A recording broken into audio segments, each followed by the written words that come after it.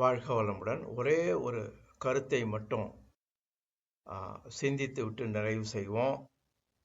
சிந்தனையாளர்களே, அன்பர்களே, ஆன்மீகத்தில் ஒரு சமுதாயம் முன்னேறிவிட்டது என்பதற்கு என்ன பொருள் என்றால், அந்த மனித சமுதாயத்தில் போதிய தெய்வ சக்தி அவனுக்குள்ளாக இருந்து அந்த சமுதாயத்தை அமைதியாக வாழ வைத்துக் கொண்டிருக்கிறது என்று அர்த்தம்.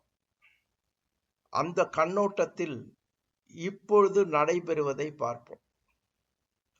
அவ்வளவு திருக்கோயில்களிலும் கூட்டமாக மக்கள் அலை மோதுகின்றனர். தேர் திருவிழாவை நடத்துகின்றனர். பூஜை புனஸ்காரங்களில் ஈடுபடுகின்றனர். இவைகள் மூலம் உண்மையான தெய்வ சக்தி மனித சமுதாயத்திற்கு அதிகமாகி இருக்கிறது என்றால், மருத்துவமனைகளில் கூட்டம் குறைய வேண்டும். மருந்துகள் விற்பனை செய்யும் மெடிக்கல்ஸ் வியாபாரம் மிக குறைவாக இருக்க வேண்டும். நோய்கள் மனிதனிடம் குறைந்து காணப்பட வேண்டும். சற்று சிந்திப்போம், இப்படி இருக்கிறதா என்று. எல்லா மருத்துவமனைகளிலும் எப்பொழுதும் நிரம்பி வழிகிறது.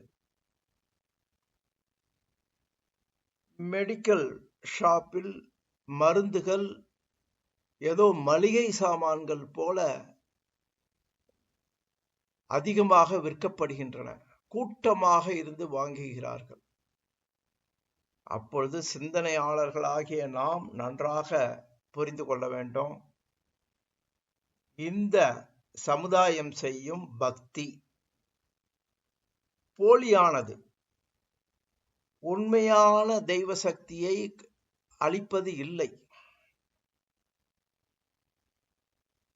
எந்த சமுதாயத்தில், எந்த குடும்பத்தில், எந்த தனி மனிதனிடத்தில் தெய்வ சக்தி குறைவாக இருக்கிறதோ அங்கு நோய்கள் மிகும். இதை நாம் அளவுகோலாக வைத்துக்கொண்டு பார்க்க வேண்டும். விஞ்ஞானம் வளர்ச்சி பெற்றது, மனிதன் உயர்ந்து விட்டான் என்பது மாயை.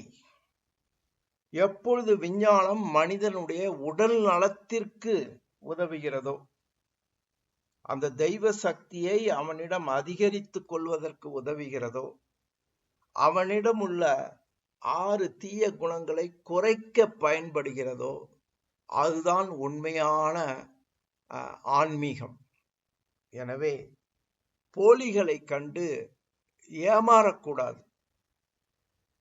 சமுதாயம், குடும்பம், தனி மனிதன் எந்த அளவுக்கு ஆரோக்கியமாக இருக்கிறதோ அந்த அளவுக்கு உண்மையான தெய்வ சக்தி இருக்கிறது என்பது நம்முடைய அனுபவத்தால் நாம் உணர்ந்து கொள்ள முடியும். நாம் தவம் செய்கிறோம், நாம் பயிற்சிகள் செய்கிறோம், நமக்கு தெய்வ சக்தி உடலிலும் மனதிலும் அதிகமாகி நாம் நன்றாக ஓரளவு வாழ்ந்து கொண்டிருக்கிறோம். மருந்துகள் எடுப்பது குறைவாக இருக்கிறது. ஹாஸ்பிட்டலுக்கும் டாக்டருக்கும் செல்வது குறைவாக இருக்கிறது. இதை நாம் அனுபவமாக பெறுகிறோம். எனவே இந்த அனுபவத்தை குடும்பத்தினருடனும் பகிர்ந்து கொண்டு, குடும்பத்தினரை ஏதேனும் ஒரு ஆன்மீக பயிற்சியை கோயிலுக்கு செல்வதோடு சேர்த்து இதை செய்ய சொல்லி குடும்ப ஆரோக்கியத்தையும் குடும்ப அமைதியையும் காக்க முயலுவோம். சமுதாயம் தானாகத்தான் மாற வேண்டும். ஒரு தனி மனிதனால் சமுதாயத்தை மாற்ற முடியாது. எனவே சமுதாயத்தை வாழ்த்தி விடுவோம். பக்தியிலும் சடங்கு சம்பிரதாயங்களிலும் அளவு முறையோடு ஈடுபடுவோம். சமுதாயத்திற்காக நம் உடல் மனம் அதிகம் வருந்தாத பக்தியாக அது இருக்க வேண்டும். கோயிலுக்கு செல்ல வேண்டும்.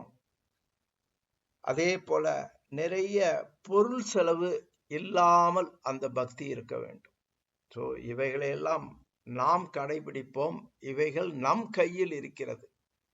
எனவே என்றைக்கு மருத்துவமனையில் கூட்டம் குறைகிறதோ, மெடிக்கல் ஷாப்பில் மருந்துகள் வாங்குவது குறைகிறதோ, அந்த சமுதாயமே உண்மையான தெய்வ சக்தியை பெற்று கொண்டிருக்கிறது என்பதை நாம் உணர்ந்து கொண்டு, நாம் உறுதியாக தொடர்ந்து தவத்தினை செய்து இந்த தவ சக்தியை அதிகரித்து கொண்டு குடும்பத்திற்கு நம்மாலான உதவியை செய்வோம். அமைதி காக்க உதவுவோம்.